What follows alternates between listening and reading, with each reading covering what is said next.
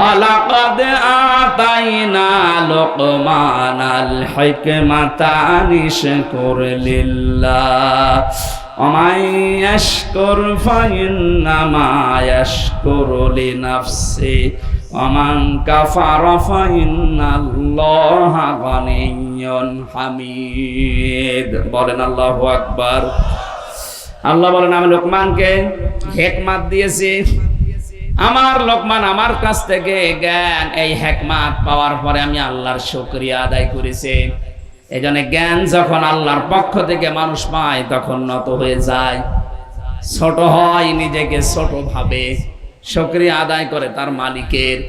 যে যত বেশি জ্ঞানী হবে তাকে আপনি তত বেশি নম্র দেখবেন, কারণ ও জানে আমি নেই থেকে হামজা হয়েছি। এ পর্যন্ত আসার পেছনে দুনিয়ার কারো ভূমিকা নেই, সব ভূমিকা কার? যখন বাবার স্ফলিঙ্গ দিয়ে দ্রুত গতিতে ওই নাপাক পানিটা বের হয়ে যায়, এ নাপাক পানি দিয়ে আল্লাহ চারটা জিনিস তৈরি করে, চুল, রগ, হাড় আর পর্দা। মায়ের রেহেমে যে নাপাক পানি আছে ওইটা দিয়ে আল্লাহ চারটা জিনিস তৈরি করেন, রক্ত, গোশত, চর্বি আর চামড়া।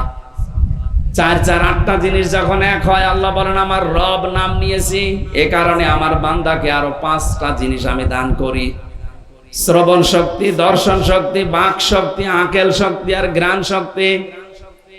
৮ ৫ ১৩টা জিনিস এক হয়, তখন ফেরেশতারা আমাকে জিজ্ঞাসা করে যে আল্লাহ এটা বানাবো কি, ছেলে না মেয়ে?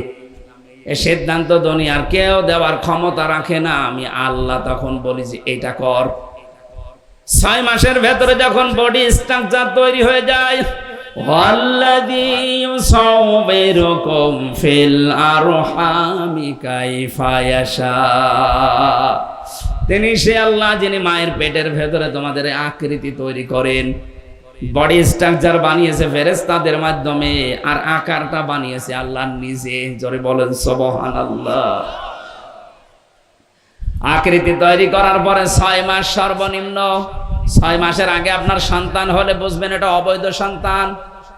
৬ মাসের পরে কারো ১০ মাস ১০ দিন পর্যন্ত যায়, কারো ৮ মাস, ৮.৫ মাস, ৯ মাস, ৯.৫ মাস, এইভাবে ১০ মাস ১০ দিনের ভেতরে আল্লাহ ওইটাকে বের করে নিয়ে আসেন। আল্লাহু আখরাজাকুম মিন বুতুনি উম্মাহাতিকুম লা তা'লামুনা শাইআ। আল্লাহ বলেন বাচ্চার আকারে আস্তে করে পেট থেকে বের করে নিয়ে আসি, এমন অবস্থায় আনলাম যখন তুই কিছুই জানতি না। এখান থেকে আস্তে আস্তে তোকে আমি কথা বলা শেখালাম। এই যে খালাকাল ইনসান আল্লামাহুল বায়ান, মানুষকে আমি বানিয়েছি আর কথা বলা শিখিয়েছি। বিজ্ঞান এখন এই আল্লামাহুল বায়ান নিয়ে গবেষণা চালিয়েছে যে মানুষ কথা বলে কি করে। দেখি এই কয়েক ইঞ্চি জায়গা, এখানে ২৭টা ধাক্কা তৈরি হওয়ার পরে একটা কথা তৈরি হয়। এতটুকু জায়গার ভেতরে ২৭টা স্তর আছে। ২৭টা স্তর পার করার পরে ধাক্কা লাগতে লাগতে একটা কথা তৈরি হয়। এটা দুনিয়ার কোনো মানুষ আমাদেরকে দেয়নি, এটা দিয়েছে শুধুমাত্র কে? আরো জোরে বলেন কে? দুনিয়ায় যদি কিচ্ছু না পান, এই যে কথা বলতে পারেন, আপনি যদি তামাম দুনিয়ার সব জায়গায় সেজদা দিয়ে শেষ করে ফেলেন, তারপরও এই কথা বলতে পারা, এর নিয়ামতের শুকরিয়া শেষ হবে না। যে মানুষগুলো দেখতে পারেন বিশেষ করে, এটা যে কত বড় নিয়ামত। যারা দেখে না ওই মানুষগুলো টের পাচ্ছে দুনিয়া কি। অন্ধ মানুষের কাছে দুনিয়া আখিরাত সমান, কবরের মতো লাগে। কুমিল্লায় এক মাহফিলে আমার সাথে গন্ধ খাবার খাচ্ছিল, হঠাৎ বিদ্যুৎ চলে গেল।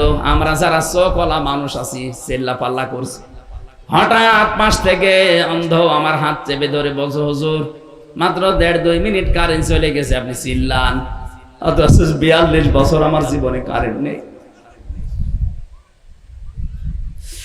৪২টা বছর আমি দেখি না, আমি তো চিল্লালাম না। অন্ধ ওই দিন আমাকে আর একটা কথা জানিয়েছে, আপনারা যারা চোখওয়ালা মানুষ তো দিনের বেলা দেখেন, রাতের বেলা স্বপ্নে দেখলেও কিছু দেখতে পান। আমরা যারা চোখ নেই অন্ধ মানুষ, দিনে তো দেখি না, রাতের বেলা যদি স্বপ্নেও দেখি কিছু দেখতে পায় না, শুধু আওয়াজ শুনি একটা। আপনি কি পেয়েছেন, টের পাচ্ছেন? আস্তে আস্তে কথা বলা শেখালাম, এরপরে তোরে উপরে তুলতে লাগলাম। দুনিয়াতে যা কিছু চলতে লাগে আস্তে আস্তে আমি সব তোকে দিয়েছি, অথচ তুই উল্লেখ করার মতো কিছু ছিলি না। হালা আতা আলাল ইনসানি হাইনুম মিনাদ দাহারি লাম ইয়াকুম শাইআম মাযকুরা। মানুষের জীবনে কি এমন সময় অতিবাহিত হয়নি যখন সে উল্লেখ করার মতো হামজা ছিল না? নেই থেকে শুরু করে এ পর্যন্ত বানিয়ে চেয়ারে বসিয়ে দিলাম, আস্তে আস্তে করে এই পর্যায়ে তোরে নিয়ে আসলাম। তোরে যে জ্ঞান দিয়েছি, এই জ্ঞান যার যত বেশি থাকবে এই মানুষকে আমি আল্লাহ শুকরিয়া আদায় করা তার জন্য তত সহজ হবে। কিন্তু বাংলাদেশে এটা উল্টা, অনেক জ্ঞানী মানুষকে দেখা যায় আল্লাহর পর্যন্ত ভুল ধরে। জ্ঞানী মানুষ বলছে এই কারণে, এই যে যারা আমার রিমান্ডের দায়িত্বে ছিল সবগুলো বিসিএস ক্যাডার, কারণ কেউ এএসপির নিচে নেই, আর এএসপি হতে হলে অবশ্যই বিসিএস ক্যাডার হওয়া লাগে। এএসপি, ডিসি, এরপরে আছে আইসি, ডিআইসি, এরকম লেভেলের মানুষগুলো আসতো আমাদের কাছে। ওদের মুখের যে ভাষা, আর ওরা যে উল্টা পাল্টা কথা বলে আল্লাহকে নিয়ে, আল্লাহর ভুল ধরে, বলে না এটা আল্লাহ ঠিক হয়নি। জ্ঞান পাওয়ার পরে মানুষগুলো ছোট হবে, আরো নম্রতা ভদ্রতা প্রকাশ করবে না, ও মানুষগুলোর আরো বৃদ্ধি বাড়ে। আল্লাহ বলেন আমি লোকমানকেও জ্ঞান দিয়েছিলাম, ও জ্ঞান পাওয়ার পরে আমার শুকরিয়া আদায় করে মাথা নত করে দিয়েছে। অমাই ইয়াশকুর, যে ব্যক্তি শুকরিয়া আদায় করে, ফাইন্নামা ইয়াশকুরু লিনাফসি, সেজন্য তার নিজের জন্য এটা আদায় করলো, তার নিজের জন্য এটা দরকার। আমি আল্লাহর জন্য শুকরিয়া আদায়ের দরকার নেই, কারণ আমি আল্লাহকে যদি ধন্যবাদ না জানাই, আমার যদি প্রশংসা না করে, আমার ক্ষমতা হারিয়ে যাবে, এরকম আমি না। কথা বলে না কেন? আমরা যদি আল্লাহকে ধন্যবাদ না দেই, শুকরিয়া না জানাই, ওনার ইবাদত বন্দেগী বাদ দিয়ে দেই, উনি গত বছর সামনে বছর থেকে ক্ষমতা হারিয়ে ফেলবে। এটা তো আমার নিজের জন্য দরকার। কোরআন শরীফের ভেতরে আমি তিনটা বিষয় আলাদা আলাদা পেয়েছি, এই তিনটা বিষয় একটু টাচ দেই, ভালো করে শুনবেন। কোরআনে কারিমে যেখানে আল্লাহ তার এতাতের কথা, আনুগত্যের কথা জানিয়েছেন, সঙ্গে সঙ্গে আনুগত্যের নাম দিয়েছেন রাসূলুল্লাহ।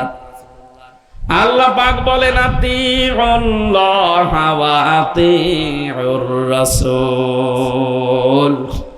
যে ব্যক্তি আল্লাহর আনুগত্য করে সে যেন রাসূলের আনুগত্য করে। তাফসিরে মাজহারিতে মুফাসসির লিখেছেন আল্লাহর আনুগত্য করে কিন্তু রাসূলকে মানে না, ও যেন আল্লাহকেও মানে না। এজন্য আপনি আল্লাহকে মানতে হলে রাসূলুল্লাহকে মাস্ট বি মানাই লাগবে। আজ বাংলাদেশে এই রোগটা দিন দিন বাড়ছে, 5 আগস্টের পর থেকে আরো বেড়ে গেছে। একটু সূত্র বলে দেখেন তো মেলে কিনা। আল্লাহ পাক বলেন ইয়া হাসরাতান আলাল ইবাদ মা ইয়াতিহিম মির রাসূলিন ইল্লা কানু বিহি ইস্তাহজিউন।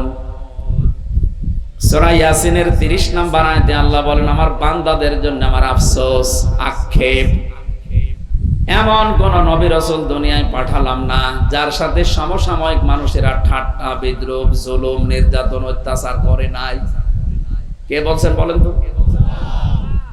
যেহেতু নবীরা তাদের প্রাপ্ত জ্ঞানের উপরে কাজ করতো, আমল করতো, এজন্য জালেম যারা, কাফের মুশরিক যারা, তাদের উপরে জুলুম অত্যাচার ঠাট্টা বিদ্রূপ করতো।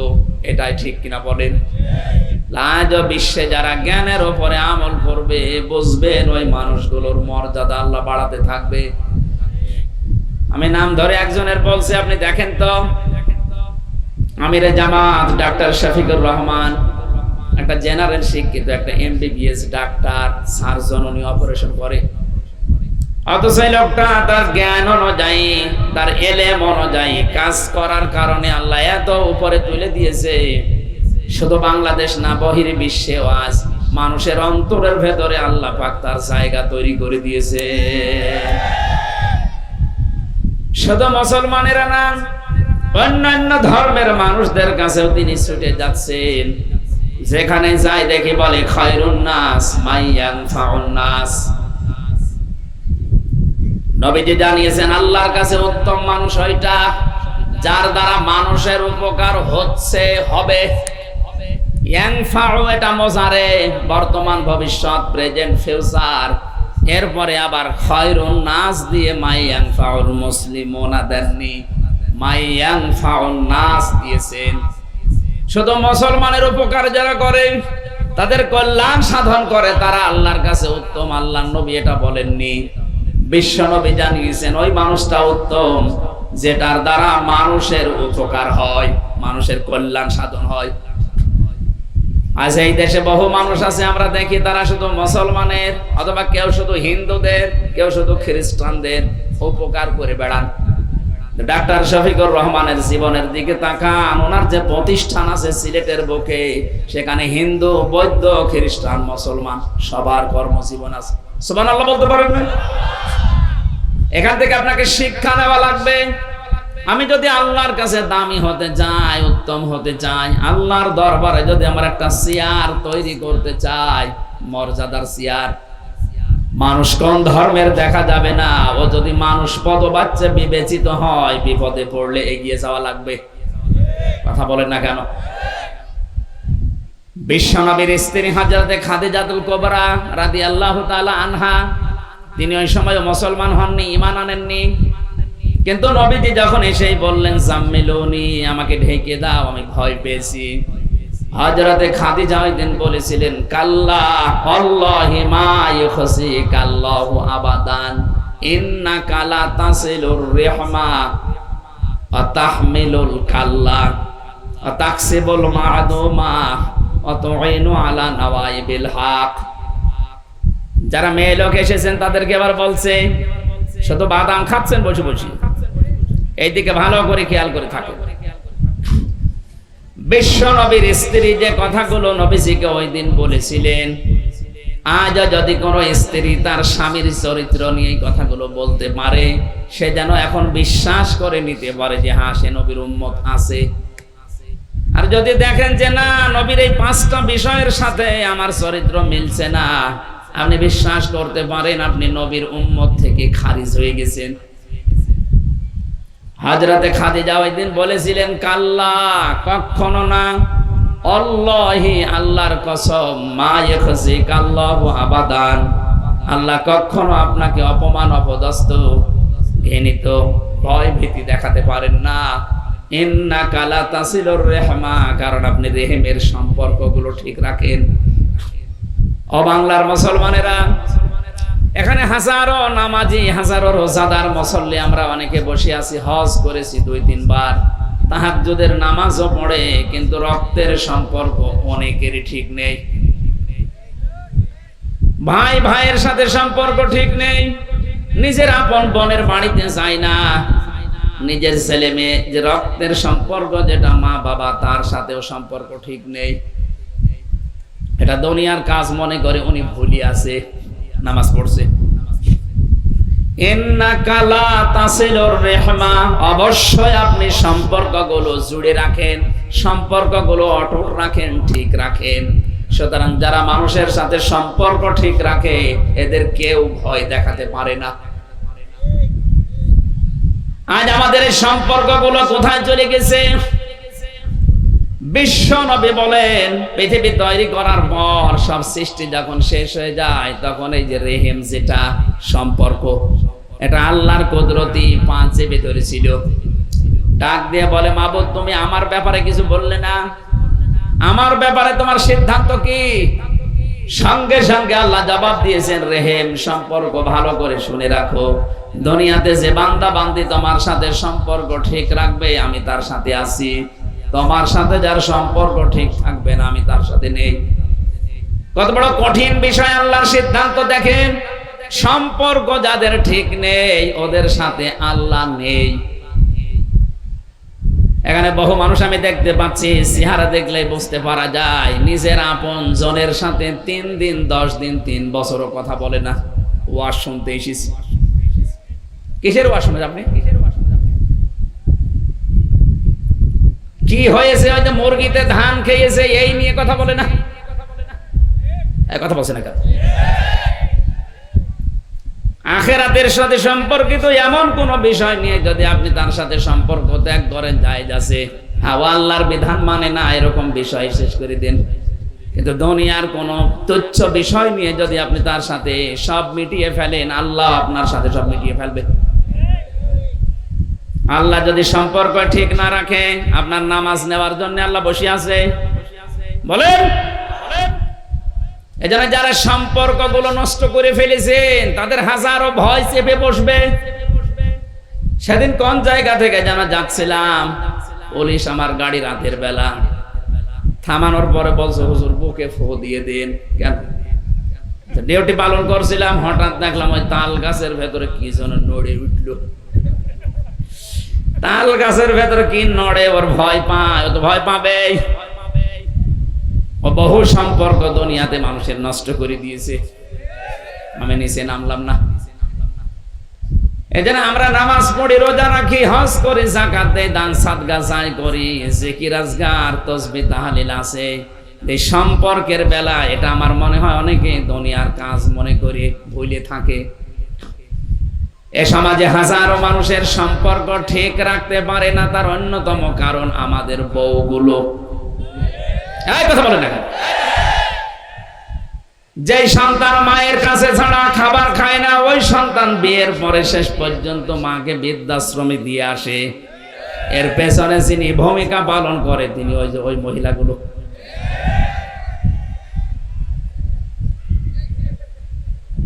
ওরা মনে করে আমি নামাজ পড়ি, রোজা রাখি, কালো বোরকা পরি, আমি ভালো জান্নাতে যাব না। যাবে কে? জান্নাত।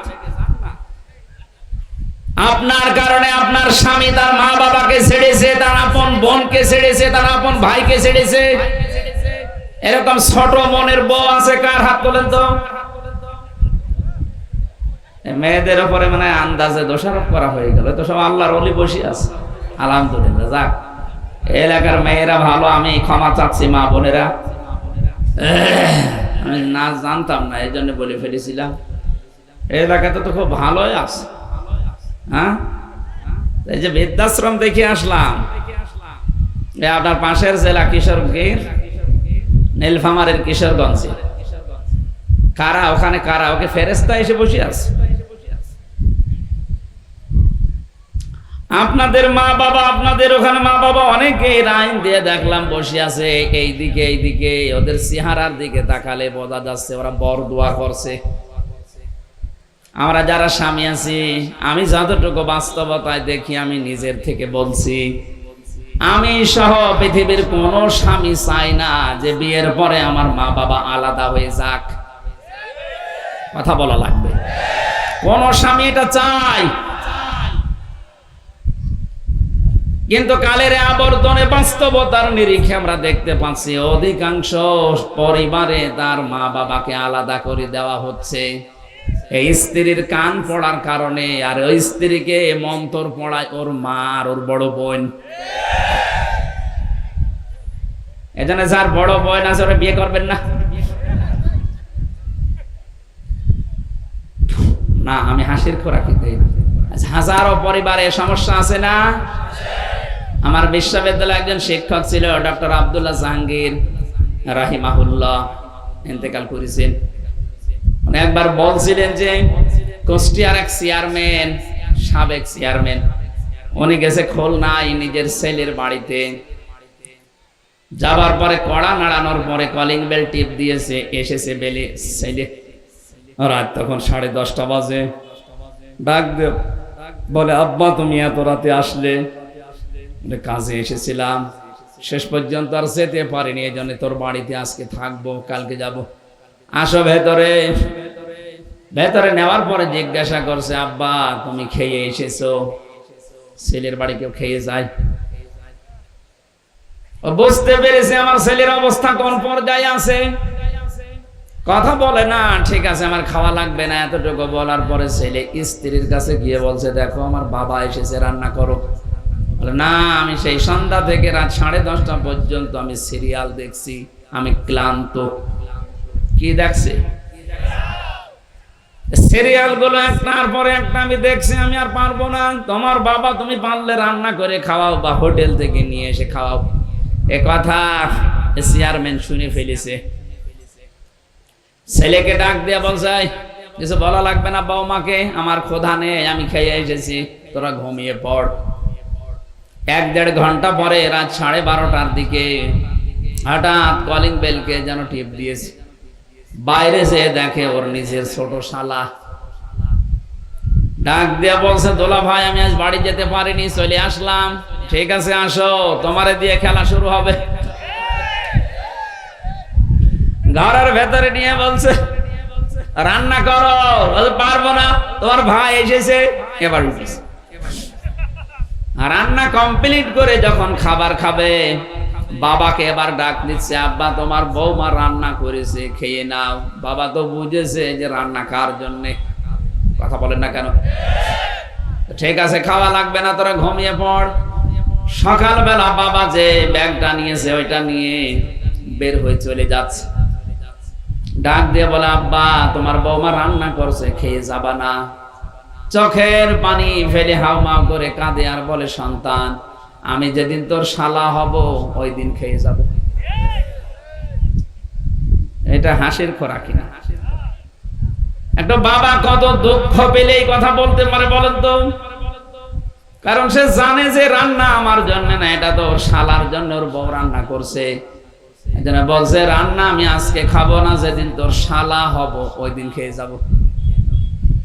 আমার তো মনে হয় এখানে কুষ্টিয়ার ওই চেয়ারম্যানের মতো হাজারো মানুষ বসে আছে, তারা তার ছেলে আর বৌমার কাছে ওই রকমই। সম্মানিত মা বোনেরা, আপনাদেরকে আমি সত্যিই ভালোবাসি। আপনি এই ছোট একটা বিষয়ের কারণে জাহান্নামী হয়ে যাবেন, আমি চাই না। কি হবে আপনার নামাজ দিয়ে, কি হবে আপনার সিয়াম দিয়ে? হজ করে আসেন, দান সাদকা করেন, জিকির আজগার করেন, কষ্ট করেন, কি হবে? পারিবারিক জীবনে এই সম্পর্কটা যদি আপনি ঠিক রাখতে না পারেন, এই যে কোরআন আমার হাতে, আল্লাহর কসম আপনার সাথে আল্লাহ সম্পর্ক কাট করে দেবে। এই জন্য আশা করছে আপনার স্বামীকে এভাবে উল্টা পাল্টা বোঝাবেন না, তাকে মানসিক চাপে রাখবেন না, তাহলে আপনার নামাজ রোজা হজ যাকাত সব মাঠে মারা যাবে। 2 নম্বরে স্ত্রী বলেছিল, হে আমার স্বামী আপনি ভয় পাবেন না, তাহমিলুল কাল্লা, আপনি মানুষের বোঝা বহন করেন, আপনি মানুষের দুঃখের বোঝা, কষ্টের বোঝা, ঋণের বোঝা, হাজারো বোঝাগুলো আপনি বহন করেন, আপনি কেন ভয় পান?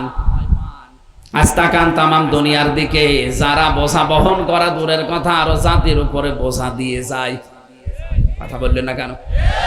যে মহিলা পালিয়ে গেছে, আপনি তাকান কত বোঝা এই দেশে দিয়ে গেল।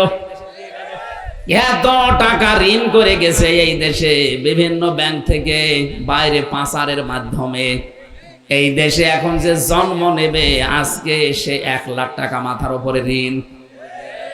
ঋণটা আপনি দিয়ে তো ভালো আরামে আছেন। আপনি আজ 2 মাস কতদিন হয়ে গেল বাইরের দেশে আছেন, আপনি তো রেমিটেন্স যোদ্ধা হওয়ার কথা ছিল, 1টা টাকাও পাঠাতে পারলেন না। কি 1টা টাকা পাঠিয়েছে, আরো গোপনে এদিক ওদিক করে এই দেশ থেকে টাকা যাচ্ছে, আরামে চা খাচ্ছে।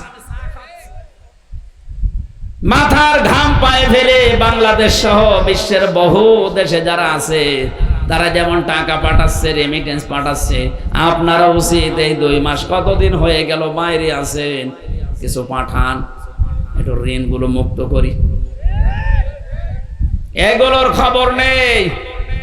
আরো ঋণের বোঝা, কষ্টের বোঝা, দুঃখের বোঝা আমাদের মাথার উপরে পাহাড় পরিমাণ দিয়ে গেল। এখনো পর্যন্ত বাংলার বিভিন্ন হাসপাতালে 2780 জন মানুষ কাতরাচ্ছে। কারো হাত নেই, কারো পা নেই, কারো চোখ নেই, কারো লজ্জার স্থান উড়ে গেছে। এরকম কঠিন অবস্থায় এই মানুষগুলো তার পরিবার, তার মা বাবা, তার ভাই বোন, তার সমাজের জন্য বোঝা কিনা? আসতে বলেন। আপনি রাগ না করে বাস্তবের সাথে মিলান। এ মহিলা এতগুলো বোঝা দিয়ে গেল আমাদের।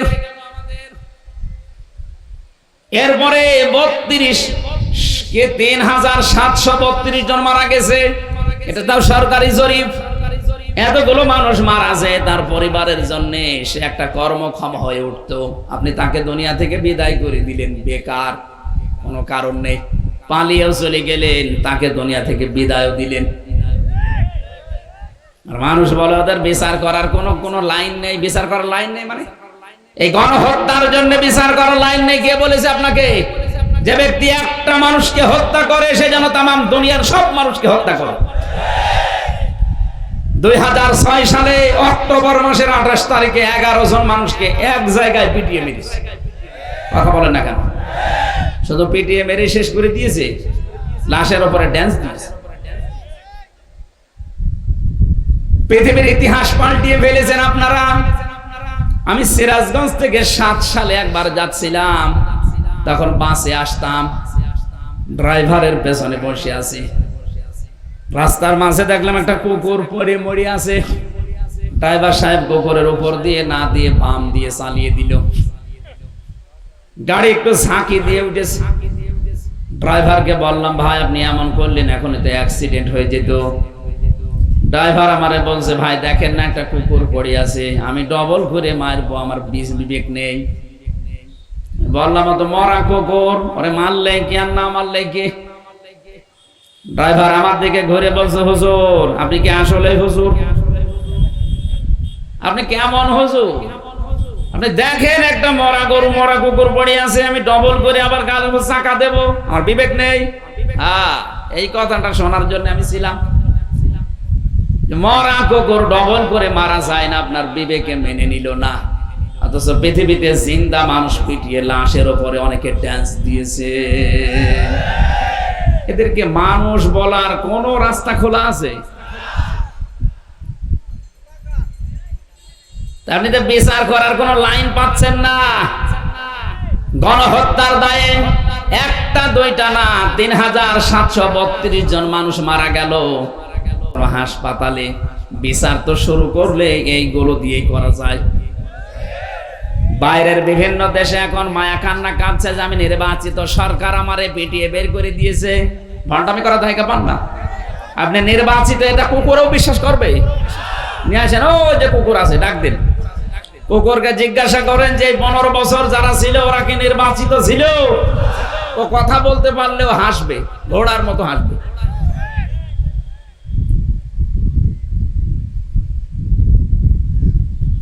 কোরআনে কারীম জানিয়েছে, হুয়া জিতাবাকুম ওয়া মা জাআলা আলাইকুম ফিদ-দীনি মিন হারাজ। সূরা হজের 78 নম্বর আয়াতের মাঝের অংশে আছে, রব্বুল আলামিন বলেন তিনি তোমাদেরকে নির্বাচিত করেন। দিনাজপুরবাসী, নির্বাচিত করা হয় যার মাধ্যমে, ওই পদ্ধতির নাম নির্বাচন। আপনারা কি কবরে আছেন? জবাব দেন না কেন? নির্বাচিত করা হয় যার মাধ্যমে, এ পদ্ধতির নাম কি? আপনি বুকে হাত দিয়ে বলতে পারবেন এই 15 বছরে কোনো নির্বাচন হয়েছে? নির্বাচন যদি হতো তাহলে 154 জন নির্বাচনের আগেই হয়ে যেত না। কথা বলেন না কেন? যেখানে 151 জন হলে সরকার গঠন করা যায়, সেখানে আপনি আন্দাজে নির্বাচিত হয়ে পড়লেন 154 জন। আর এর আগের টার্মে যা করলেন, দিনে ভোট হবে, আগে রাতেই আপনি শেষ করে দিলেন। আপনি নির্বাচিত হলেন কোন কায়দায়? এটা দিনের ভোট যে রাতে হয়েছে এটার প্রমাণ আমি নিজে। আমি জেলখানায় 3টা বছর ছিলাম। আমার সাথে এক ওসি সাহেব ছিল ছেলে। একবার তাওবার ব্যাখ্যা করলাম ওনারে, উনি আমারে বলছে, হুজুর আপনি যেভাবে তাওবা শোনালেন আমারে, আমারটা দেখেন তো তওবা হয়েছে কিনা। কি তাওবা? বলছে যে নির্বাচনে আমি বাইরে ছিলাম, ওই সময় আমার দায়িত্ব ছিল ফেনীতে। রাত 12টার পরে আমার যে দল বল আছে এগুলো নিয়ে আমি ভোট কাটা আরম্ভ করলাম আল্লাহর নামে। কার নামে? আল্লাহর নামে আরম্ভ করলাম। সত্যি যে কোরআন শরীফ যা বলেছে আমি অতটুকুই বলছি। আল্লাহর নামে ভোট কাটা আরম্ভ করলাম একেবারে ফজর পর্যন্ত। বাক্স ভর্তি করে জমা দিয়ে দিলাম। তাড়াতাড়ি করে গোসল করে ওযু করে নামাজ পড়লাম। এবার আমি পড়লাম আস্তাগফিরুল্লাহ, আমার তাওবা হয়েছে। একে তাওবা বলে? একে তাওবা হয়েছে না ভণ্ডামি?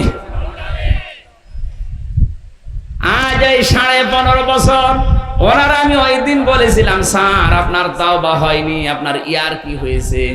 যদি আপনি সত্যিই তাওবা করেন, আল্লাহর কাছে না, কারণ আপনি তো আল্লাহর হক নষ্ট করেননি, আপনি হক নষ্ট করেছেন হামজার। কথা বললেন না কেন? আমার মতো হামজার হক আপনি একটা দুইটা না, একটা এমপি বানাতে 3.5 লাখ 4 লাখ মানুষের রায় লাগে, আপনি নিজে নিজেই সব দিয়ে ফেললেন। আপনি যদি এখন মাপ পেতে চান, আল্লাহর কাছে আস্তাগফিরুল্লাহ পড়লে হবে না, আমার মতো হামজা 4 লাখ এদের কাছে আগে ক্ষমা চাবেন।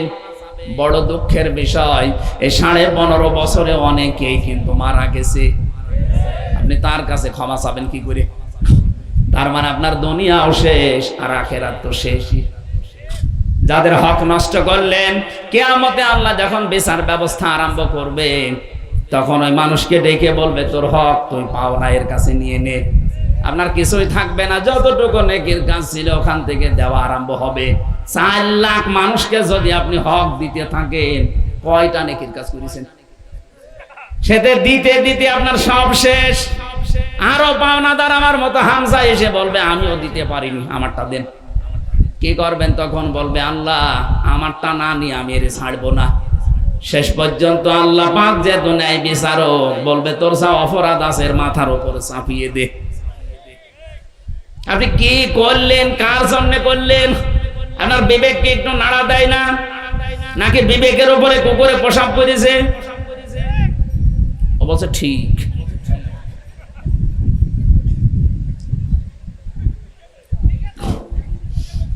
না, বাস্তবতা আমাদের হচ্ছে না ভাই। কিসের তাওবা আপনি করেন আমি তো বুঝি না।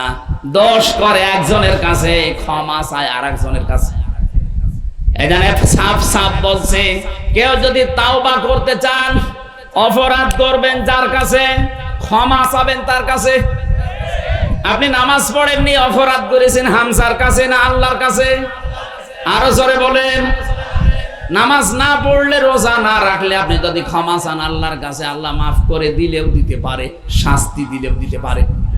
কিন্তু আপনি আমার হক যদি নষ্ট করে থাকেন, এই যে 3টা বছর বিনা কারণে আমারে আটক করে রাখলেন ফাঁসির কন্ডেম সেলের ভেতরে, এমনকি আমারে আয়না ঘরে আপনি রেখেছিলেন। মামলা আমার কিছুদিন আগে সব খারিজ হয়ে গেছে, প্রমাণ হয়েছে আমার কোনো দোষ নেই, আমি নির্দোষ। তাহলে নির্দোষ মানুষের জীবন থেকে 3টা বছর নষ্ট করে দিলেন।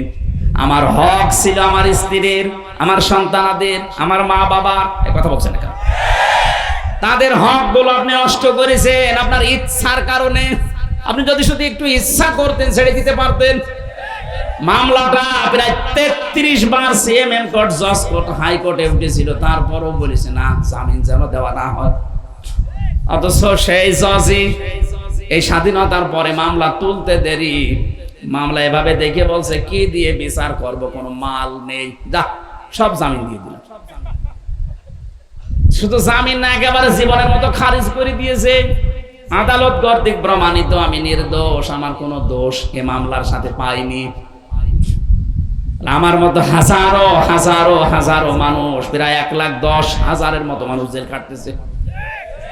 আমি যতটুকু দেখলাম এই 3 বছরে প্রায় 100 জনের 60 জন কিছুই জানে না আন্দাজে।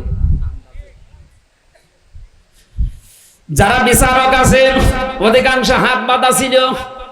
আমার ওই বিচারপতিকে আমি মনে করলাম, জিজ্ঞাসা করি, স্যার এগুলো তো আপনার হাতে ছিল এতদিন, কিছুই করেননি, হঠাৎ আজকে বললেন কোনো মাল নেই, ছেড়ে দিলাম, এতদিন কি হয়েছে? এইটাই আমারে বলতো, হুজুর আমার হাত বাঁধা ছিল। কথা বলেন না কেন? এখন আমার হাত খোলা আছে। আমরা চাই এদেশের 1628টা চেয়ার আছে, যারা বিচারালয় আছে, শিক্ষা ব্যবস্থায় আছে, চিকিৎসা ব্যবস্থায় আছে, রাষ্ট্রীয় ব্যবস্থায় আছে, প্রশাসনে আছে, এদেশের দায়িত্বে যারা প্রতিনিধি হয়ে আছে, এরকম 1628টা চেয়ার এখন এই দেশে। প্রত্যেকটা চেয়ারের হাত বাঁধা ছিল। এই জন্য ন্যায় বিচারের পরিবর্তে অবিচার পেয়েছি বেশি। এখন যেহেতু হাত খোলা, চাই এই দেশে কিয়ামতের আগে যেন কারো হাত আর বাঁধা না থাকে। সবার হাত এই রংপুর বিভাগের কৃতি সন্তান, বীর সন্তান আবু সাইদের মতো খোলা থাকবে। এখন 100 জনের 65 জন অলরেডি পাল্টিয়ে গেছে বিভিন্ন চেয়ার থেকে, কিন্তু জালেমদের দোসর এখনো 35 জন আছে দেশে। আর এরাই মাঝে মাঝে উল্টা পাল্টা ছড়ায়। এই যে মাঝে মাঝে একটু উসবিস করে, দেখেন না এরা। আমরা চাই দেশের সংস্কার যখন আরম্ভ হয়েছে, একটা চেয়ারেও যেন কোনো জালেম আর জালামের দোসর না থাকে। সব চেয়ার আমরা চাই যেন ওই বিচারকের মতো মুক্ত। বলেন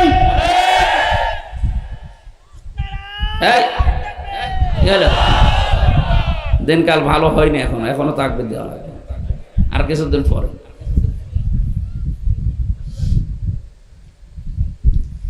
দিনাজপুরবাসী, আমি যেটা বলতে চেয়ে পর্যন্ত এসেছি, কোন অপরাধ যদি আপনি করেন, এই অপরাধ করার পরে যদি আপনি মনে করেন যে আমি আস্তাগফিরুল্লাহ পড়লে মাফ হয়ে যাবে না, আপনি যার কাছে অপরাধ করেছিলেন আগে তার কাছে যে বলবেন যে আমার ভুল হয়ে গেছে, কি করব এখন বলো।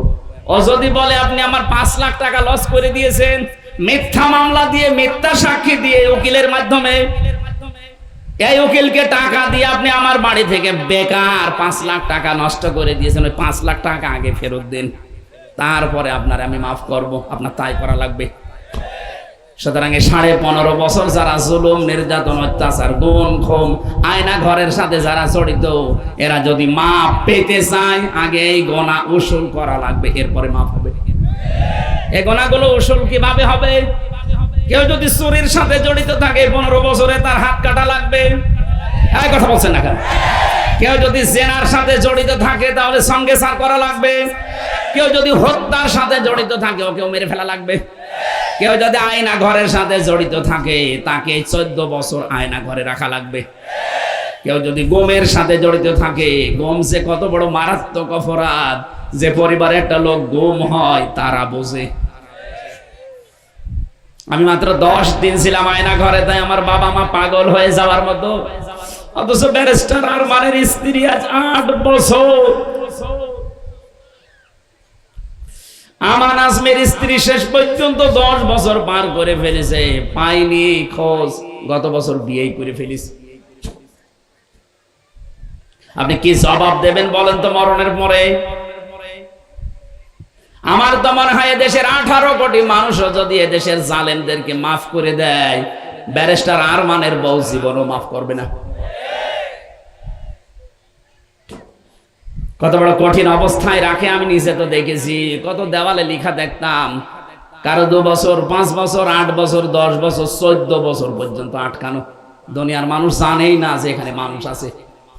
অথচ উপর দিয়ে গাড়ি চলতেছে, উপর দিয়ে গাড়ি চলে, মানুষ চলে, কত কিছুর আওয়াজ, নিচে পড়ে আছে 1 দিন 2 দিন না, 14 বছর। একটা মোবাইল নাম্বার লেখা দেখলাম, ওখানে লেখা আছে, ভাই যদি বাইরে কেউ যেতে পারেন আমার এই নাম্বারটা দিয়ে একটু জানাবে যে আমি বেঁচে আছি।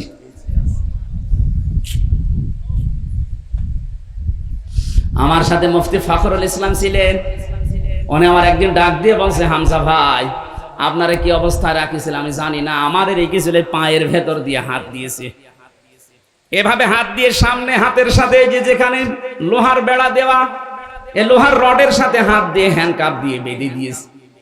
2 দিন 3 দিন 5 দিন পরে খুলে দিলে তো হয়, বছরের পর বছর আমার এভাবে রেখে দিয়েছে। টয়লেট করার জন্য মাত্র 1-1.5 মিনিট 2 মিনিট সময় দিত, সকালে দিত পচা ছোলা, দুপুরে খাবার দিত মনে হচ্ছে কেউ মাখিয়ে দিয়েছে।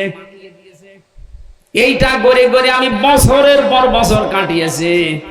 আমাকে যখন কন্ডেম ছেলে দিয়ে দিল ফাঁসির, দেখতাম উনি আর আমি এক ঘরেই ছিলাম, 60 পাট হয়ে হাত পা ছেড়ে দিয়ে পড়ি আছে। কি ভাই এমন করে শুয়ে থাকেন কেন? আমার বলছে, হামজা এই যে শুয়ে থাকা এটা যে কত বড় নিয়ামত আমি টের পেয়েছি। একটা মানুষকে যদি পায়ের ভেতর দিয়ে হাত দিয়ে এভাবে ঘন্টার পরে ঘন্টা, না এটা যে কোন বছর আমরা জানি না, কোন মাস তাও জানি না, কয়টা বাজে তো কোনো জানার কোনো স্কোপই নেই। বলেন তো এভাবে একটা মানুষকে 14 বছর যদি ওইভাবে কাউকে রাখে, কাউকে 8 বছর, কাউকে 10 বছর, কাউকে 3 বছর রেখে দিয়েছে। আমার মাঝে মাঝে মনে হয়তো আমাদের যারা দায়িত্বে থাকতো এই মানুষগুলো বাইরে যেয়ে ওদের স্ত্রীর সাথে মিলামেশা করে কি করে, ওরা যে বাড়িতে যে সংসার করে খাবার খায় কি করে খায়, যে দৃশ্য ওরা নিজেরা দেখে গেল। আর এখনো পর্যন্ত অনেকে জালেমের সাফাই কাজে কি করেছে, ওরে শয়তান কি করেছে তুই 10 দিন থাক, ওর মুখের উপরে অন্য কিছু মারা দরকার। এখনো পর্যন্ত বলে কি করেছে আপনারা নিয়ে চলেন 5 দিন থাকবেন, আপনি বেহুশ হয়ে এমনি মরে যাবেন। আমাদের কাছে তো কোরআন শরীফ ছিল মুখস্থ, আমরা হাফেজ, কোরআন পড়েছি যে কত খতম আল্লাহ জানার আমি জানি। আপনার তো কোরআনও নেই, কি পড়বেন আপনি? আপনার 10 বছর 14 বছর লেখা লাগে না, 14 দিন থাকেন এমনি লাশ হয়ে বেরিয়ে যাবেন। আমি যে বেরিয়ে এসেছি এই 3টা বছর পরে, আমার এখন সৌভাগ্য আমি বেঁচে আছি, কিন্তু রোগ হয়ে গেছে, বিভিন্ন রোগ শরীরে এখন এই যে স্বাভাবিক হচ্ছে। এত ঔষধ, পাওয়ার আলা ঔষধ চলছে আমার, প্রতিদিন 2-3 হাজারের পাওয়ার ওষুধ চলছে। শরীর খাবার হবে কিভাবে? এই খাবার খেয়ে মানুষ বেঁচে থাকতে পারে? এই জন্য জালেমরা যদি মাপ পেতে চায়, যার উপরে জুলুম করেছেন এই দেশে, তার কাছে যাবেন, তার ক্ষতিপূরণ দেবেন, এরপরে আস্তাগফিরুল্লাহ পড়বেন। তাছাড়া শুধু আস্তাগফিরুল্লাহ আপনার যদি মাফ হয়ে যায়, তাহলে অবিচার হয়ে যাবে। আল্লাহ আপনাকে আমাকে সবাইকে যেন ময়দানে আখিরাতে ধরা না খাওয়ান, বলেন আমিন। আমরা কোরআনে কারীম থেকে যে আয়াতগুলো পড়লাম, এই আয়াতের তাফসীর করার জন্য এবার প্রবেশ করছি সূরা লোকমান। কোন সূরা? বলেন।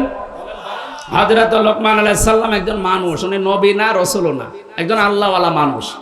কিন্তু পৃথিবীতে আল্লাহ তার এত সম্মান দিয়েছেন, তার সন্তানকে কিছু কথা বলেছিলেন তিনি। আজ হয়তো আমাদের নাম কোরআনে হাদিসে উঠবে না, আমরা যদি লোকমানের মতো কিছু কাজ দুনিয়ায় করে যেতে পারি, 100 বছর পর হয়তো আল্লাহ আমাদেরকে চিরন্তন করে দেবে। আমরা ওই রকম কিছু কাজ দুনিয়ায় করতে চাই না। 3 জন কালো মানুষের নাম পেয়েছি পৃথিবীতে, খুব কালো ছিল তারা, কিন্তু আল্লাহর দরবারে সবচাইতে বেশি সম্মান ছিল তাদের। তার ভেতরে লোকমান একজন।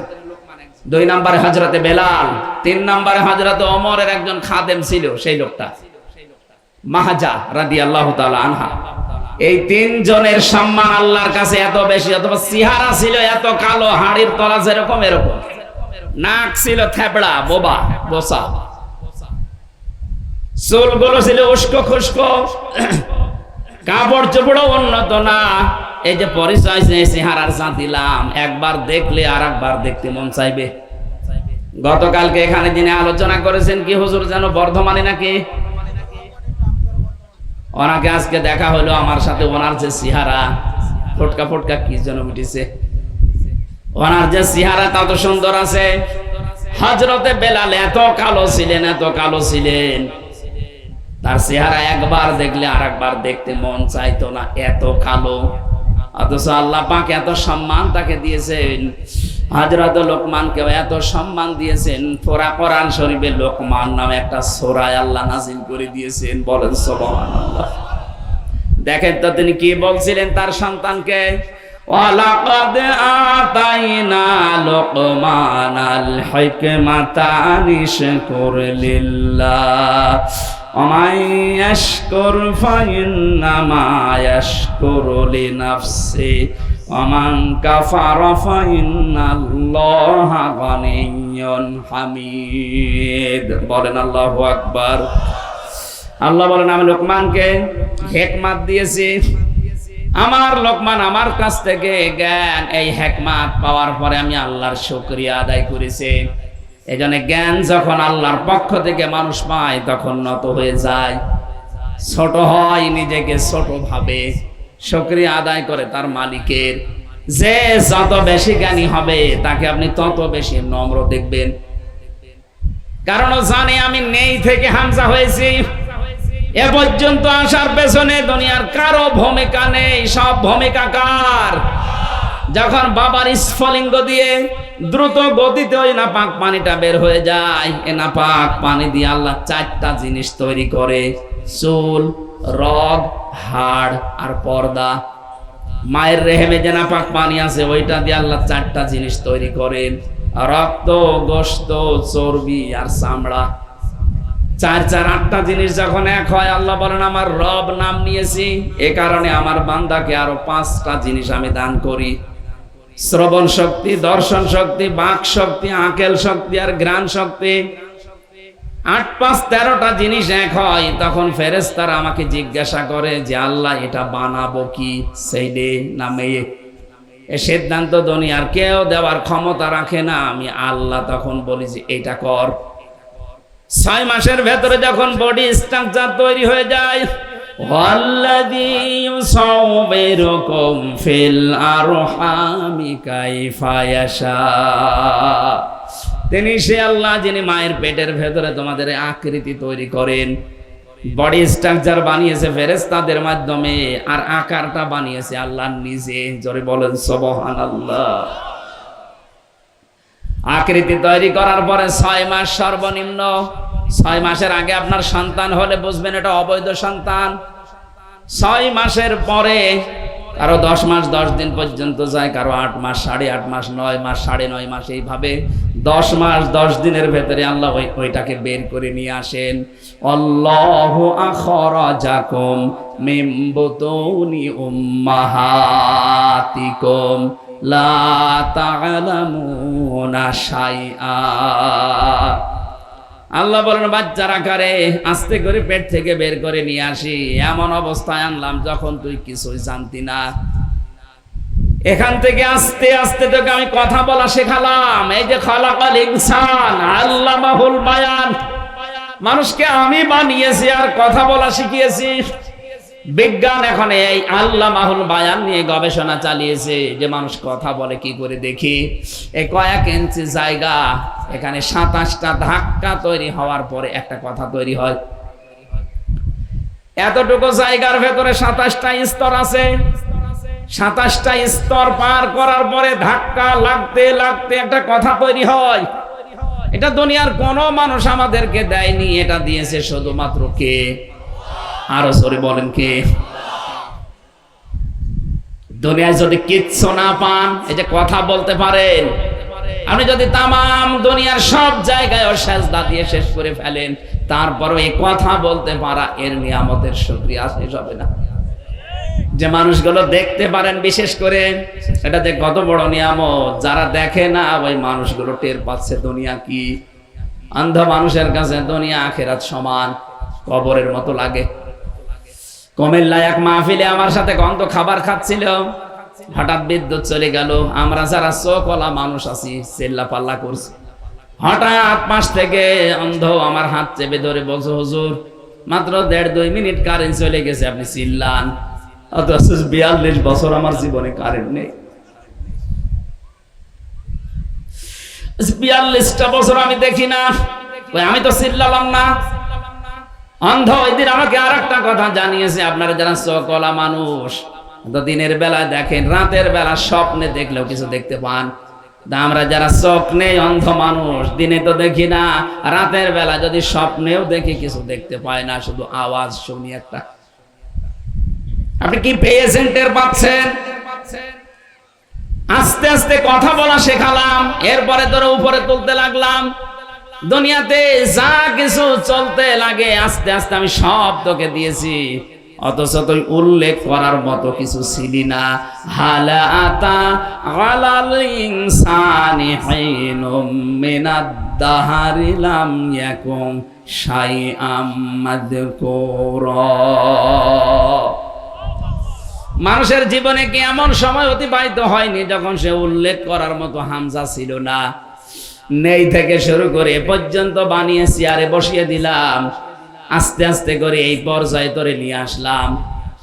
তোরে যে জ্ঞান দিয়েছি, এই জ্ঞান যার যত বেশি থাকবে, এই মানুষকে আমি আল্লাহ শুকরিয়া আদায় করা তার জন্য তত সহজ হবে। কিন্তু বাংলাদেশে এইটা উল্টা, অনেক জ্ঞানী মানুষকে দেখা যায় আল্লাহর পর্যন্ত ভুল ধরে। জ্ঞানী মানুষ বলছে এই কারণে, এই যে যারা আমার রিমান্ডের দায়িত্বে ছিল সবগুলো বিসিএস ক্যাডার, কারণ কেউ এএসপির নিচে নেই, আর এএসপি হতে হলে অবশ্যই বিসিএস ক্যাডার হওয়া লাগে। এএসপি, ডিসি, এরপরে আছে আইসি, ডিআইজি, এরকম লেভেলের মানুষগুলো আসতো আমাদের কাছে। ওদের মুখের যে ভাষা, আর ওরা যে উল্টা পাল্টা কথা বলে আল্লাহকে নিয়ে, আল্লাহর ভুল ধরে, বলে না এটা আল্লাহ ঠিক হয়নি। জ্ঞান পাওয়ার পরে মানুষগুলো ছোট হবে, আরো নম্রতা ভদ্রতা প্রকাশ করবে না, ও মানুষগুলোর আরো বৃদ্ধি বাড়ে। আল্লাহ বলেন আমি লোকমানকেও জ্ঞান দিয়েছিলাম, ও জ্ঞান পাওয়ার পরে আমার শুকরিয়া আদায় করে মাথা নত করে দিয়েছে। অমাই ইয়াশকুর, যে ব্যক্তি শুকরিয়া আদায় করে ফাইন্নামা ইয়াশকুরু লিনাফসি, সেজন্য তার নিজের জন্য এটা আদায় করলো, তার নিজের জন্য এটা দরকার। আমি আল্লাহর জন্য শুকরিয়া আদায় ওর দরকার নেই, কারণ আমি আল্লাহকে যদি ধন্যবাদ না জানাই, আমার যদি প্রশংসা না করে, আমার ক্ষমতা হারিয়ে যাবে, এরকম আমি না। কথা বলে না কেন? আমরা যদি আল্লাহকে ধন্যবাদ না দেই, শুকরিয়া না জানাই, ওনার ইবাদত বন্দেগী বাদ দিয়ে দেই, উনি গত বছর সামনে বছর থেকে ক্ষমতা হারিয়ে ফেলবে। এটা তো আমার নিজের জন্য দরকার। কোরআন শরীফের ভেতরে আমি 3টা বিষয় আলাদা আলাদা পেয়েছি, এই 3টা বিষয় একটু টাচ দেই, ভালো করে শুনবেন। কোরআনে কারিমে যেখানে আল্লাহ তার এতাআতের কথা, আনুগত্যের কথা জানিয়েছেন, সঙ্গে সঙ্গে আনুগত্যের নাম দিয়েছেন রাসূলুল্লাহ। আল্লাহ পাক বলেন আতিউল্লাহ ওয়া আতিউর রাসূল, যে ব্যক্তি আল্লাহর আনুগত্য করে সে যেন রাসূলের আনুগত্য করে। তাফসিরে মাজহারিতে মুফাসসির লিখেছেন আল্লাহর আনুগত্য করে কিন্তু রাসূলকে মানে না, ও যেন আল্লাহকেও মানে না।